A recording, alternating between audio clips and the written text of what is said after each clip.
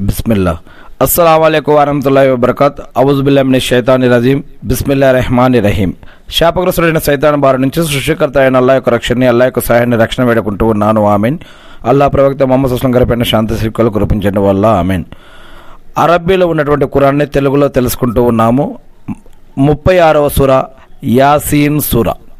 ఈ యొక్క సూర మక్కాలో అవతరించింది. ఆయతులు 83. అపార కరుణామయుడు పరమ కృపాశీలుడైన అల్లా పేరుతో ప్రారంభం. మొదటి వాక్యం నుంచి. యాసీన్. వివేకంతో నిండిన ఖురాన్ సాక్షిగా, ఓ ముహమ్మద్ సల్లల్లాహు అలైహి వసల్లం, నిశ్చయంగా నువ్వు సందేశహారులలోని వాడవు, ప్రవక్తలలోని వాడవు, దేవుని యొక్క సందేశాన్ని ప్రజలకు చేరవేసేవాడవు, నీవు రుజుమార్గాన ఉన్నవాడవు, సర్వాధిక్యుడు కృపాకరుడు అయిన అల్లా తరపున ఈ యొక్క ఖురాన్ అనే గ్రంథం అవతరింపజేయబడింది. ఎవరి తాత ముత్తాతలు మునుపు హెచ్చరించబడలేదో ఆ జనులను నువ్వు హెచ్చరించటానికి ప్రవక్తగా పంపబడ్డావు. అందువల్లనే వారు పరధ్యానానికి లోనై ఉన్నారు. వారిలో చాలామందికి వ్యతిరేకంగా శిక్ష విధించాలన్న మాట ఖరారైపోయింది.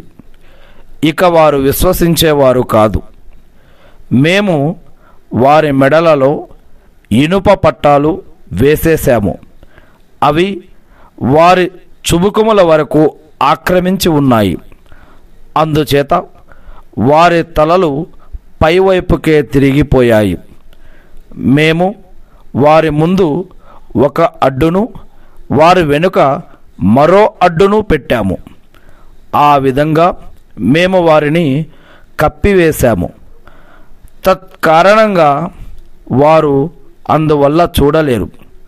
కాబట్టి నువ్వు వారిని హెచ్చరించినా హెచ్చరించకపోయినా ఒక్కటే, వారు విశ్వసించరు. హితబోధను అనుసరిస్తూ చూడకపోయినా, ఈ యొక్క ఖురాన్ హితబోధను అనుసరిస్తూ చూడకపోయినా, కరుణామయుని అయిన అల్లాకు భయపడే వ్యక్తిని మాత్రమే నువ్వు హెచ్చరించగలవు. కాబట్టి అలాంటి వ్యక్తికి నువ్వు క్షమాభిక్ష, గౌరవప్రదమైన ప్రతిఫలం గురించిన